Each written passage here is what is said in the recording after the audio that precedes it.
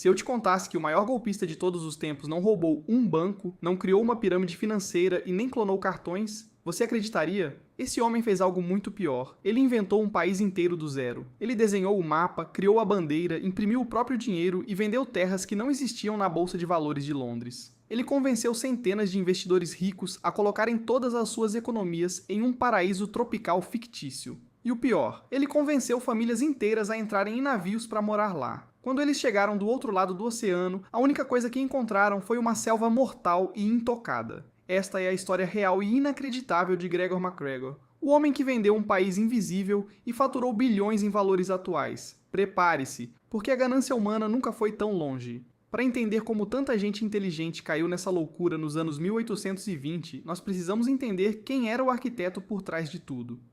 Gregor MacGregor nasceu na Escócia e vinha de um clã de militares. Ele não era um Zé Ninguém, ele lutou nas guerras napoleônicas e, mais tarde, viajou para a América do Sul para lutar ao lado de ninguém menos que Simão Bolívar na libertação das colônias espanholas. MacGregor era um homem extremamente carismático, usava fardas impecáveis cobertas de medalhas e falava com a imponência de um verdadeiro herói de guerra. Ele casou-se com a sobrinha de Bolívar, o que dava a ele um status de quase realeza. Mas ele tinha um defeito trágico que mudaria a história. Ele era completamente obcecado por riqueza e poder, mas odiava o trabalho duro de administrar qualquer coisa. Após algumas derrotas militares e brigas com outros generais, MacGregor percebeu que a espada não o deixaria rico. Ele precisava de uma ideia genial e criminosa.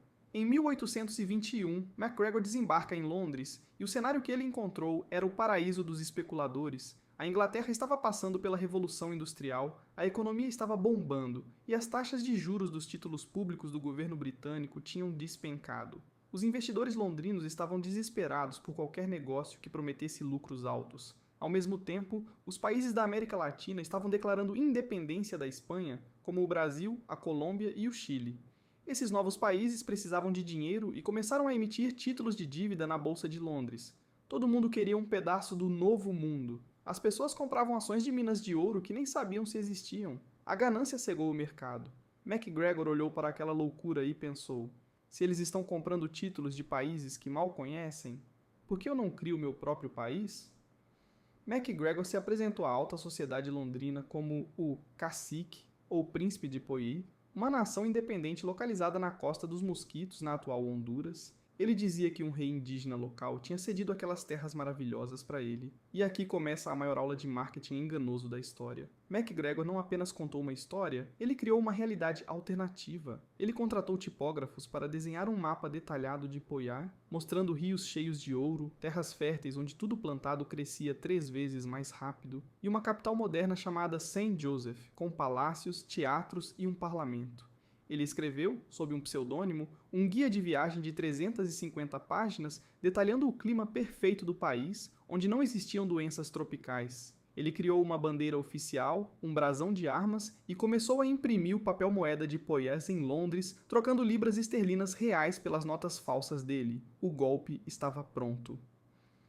O esquema funcionou melhor do que o próprio MacGregor imaginava. Ele abriu escritórios de venda de terras de Poiás em Londres, Edimburgo e Glasgow. Ele começou a vender hectares de terra por preços que pareciam uma pechincha para os investidores, mas que iam direto para o bolso dele. Logo depois, ele deu o passo mais audacioso, emitiu um empréstimo público de 200 mil libras, o equivalente a dezenas de milhões de dólares hoje, na Bolsa de Valores. Bancos legítimos endossaram o negócio. As ações de Poiás subiram como um foguete. Mas MacGregor não queria apenas o dinheiro dos ricos. Ele aceitou as economias de professores, médicos e sapateiros que queriam recomeçar a vida no paraíso. Em setembro de 1822 e janeiro de 1823, os dois primeiros navios, o Honduras Packet e o Kennesley Castle, partiram do Reino Unido carregando cerca de 250 colonos. Eles levavam suas famílias, suas ferramentas e todo o dinheiro convertido em dólares de Poiás. Eles achavam que estavam indo para a Terra Prometida. Depois de semanas no mar, os navios finalmente chegaram à Costa dos Mosquitos. Os colonos desembarcaram ansiosos para ver a vibrante cidade de Saint Joseph, os palácios e as plantações. Mas quando as embarcações foram embora e a poeira baixou, o choque foi brutal. Não havia cidade, não havia porto, não havia estradas, palácios ou parlamento. Poiás era apenas uma selva fechada, um pântano infestado de malária e mosquitos. Os rios não tinham ouro, tinham jacarés. As notas de Poiás que eles carregavam não valiam absolutamente nada. Isolados do mundo, sem comida e sem abrigo, a tragédia começou. Em poucos meses, doenças tropicais e a fome mataram mais de 2/3 dos colonos. Os poucos sobreviventes foram resgatados por um navio que passava por ali e levados para Belize. Quando a notícia do desastre chegou a Londres, as ações de Poiás viraram pó da noite para o dia. O mercado quebrou. E o que aconteceu com Gregor MacGregor? Ele fugiu para a França com os bolsos cheios de dinheiro. E, acredite ou não, tentou aplicar o mesmo golpe de Poiás nos franceses anos depois.